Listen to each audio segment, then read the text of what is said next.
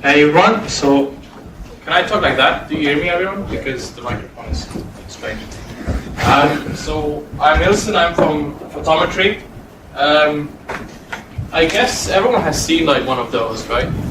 It's like in a basement, at least in Switzerland or Netherlands, where I live, in Germany as well. It's based in the basement, so it's inside the house.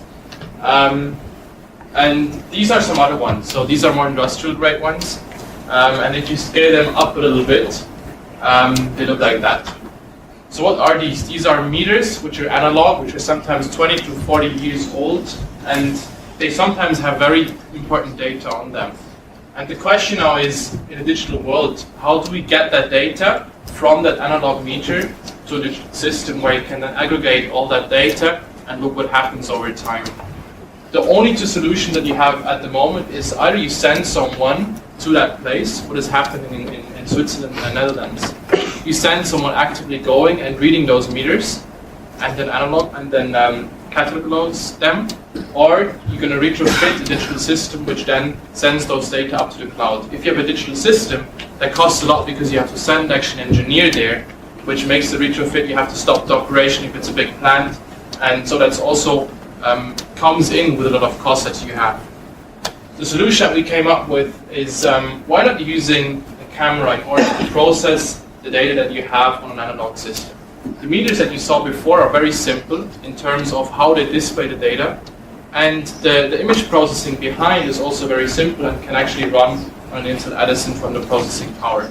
So what we actually do is we take an image, we process it on an Intel Edison, and then only send up the data, which is basically an 8-digit number or maybe a 12-digit number, and together with that an identifier that you can then identify from which system that data is coming. So we have, from speaking about bandwidth, we have a very small packet that we actually have to send over GPRS or over Wi-Fi, whatever is in that facility given. The business model basically goes that we want to sell to big businesses, or for instance an electricity company which has to do those readings, and we save on every reading they do. For us, the better, the more remote those places are. So we had someone in our team which actually is doing that. So they have to go to power plants, they have to go to industrial facilities and do the readings there. And right now they're thinking about implementing a system where they would modify the current reader and send that data to the cloud. And that would cost them a couple of €100. So that's a much more efficient way to do that. That's it, very straightforward.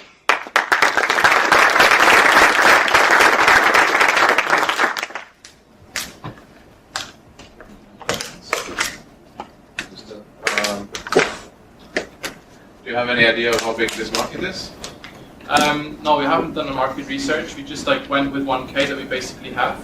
So we could save per meter that you install. We could easily save for the company between 500 and 1,000 euros in installation costs. And it depends really on how frequent you have to do the reading, on how big the cost is per reading.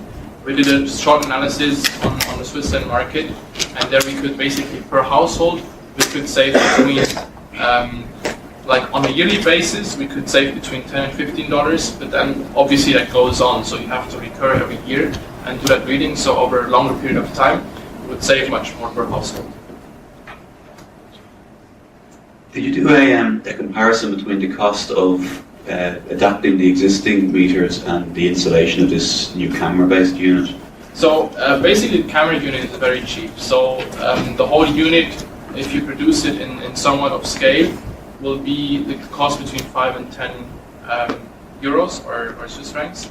And if you take the example of a water meter, in Switzerland the cost will be between 15 and 25 Swiss francs, so that's approximately 20 euros in order to get to one house and do the reading. And we basically only looked at the cost that we save per reading that we do, because that's, I think, really the business model that we can sell to the big companies, that we say over a year we're going to save so many hours in man hours that you basically don't have to pay.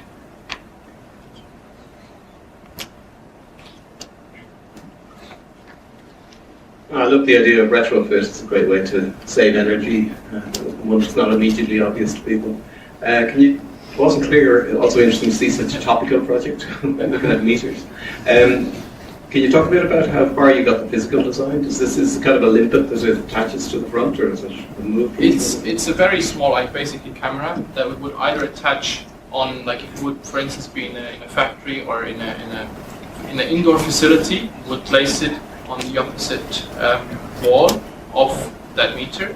So we can also read a very kind of big or a large amount of meters. So if we have, like for instance, 10 meters on one wall, we could all read them with one device.